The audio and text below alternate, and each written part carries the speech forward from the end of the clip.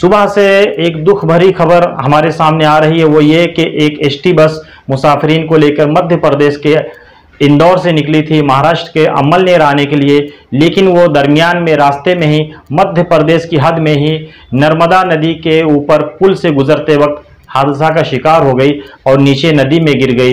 इस बस में काफ़ी लोग हलाक हो गए। अब तक के 13 लोगों के हलाक होने और 7-8 लोगों के जख्मी होने की खबर आ रही है।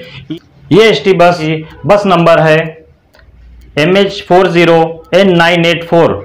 यह सुबह 7:30 बजे के करीब इंदौर से अमलनेर के लिए रवाना हुई। सुबह 10 या 10:15 के करीब मध्य प्रदेश के खरघाट टेगरी के पास नर्मदा नदी के पुल पर यह बस नीचे गिर गई।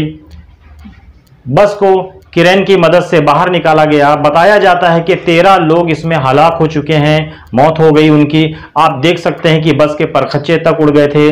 बहुत ही खतरनाक हादसा पेश आया है ये। और वहाँ के हमारे जलगांव के कलेक्टर MP के, जहां ये हादसा पेश आया, खरगाम के कलेक्टर से मुसलसल राब्ते में हैं, वहां की इंतजामिया से मुसलसल राब्ते में हैं। वहां से जख्मियों को और जो महलूकीन हैं उनको जल्द ही महाराष्ट्र लाया जाएगा। उनकी पहचान की जा रही है और जल्द ही उनके वर्षा के हवाले कर दिया जाएगा। इस सिलसिला में आप देख रहे होंगे स्क्रीन पर बहुत सारे हेल्पलाइन नंबर भी जिला कलेक्टर और महाराष्ट्र इंतजामिया की जानिब से जारी कर दिए गए हैं। अगरचे किसी का कोई मुसाफिर, रिश्तेदार या करीबी उस बस में था, इस बदनसीब बस में सवार था और हादसा का शिकार हुआ है, या कोई मजीद जानकारी इस बारे में लेना चाहता है, स्क्रीन पे देख सकते हैं कि बहुत सारे नंबर जिला कलेक्टर की जानिब से, इंतजामिया की जानिब से जारी हुआ है।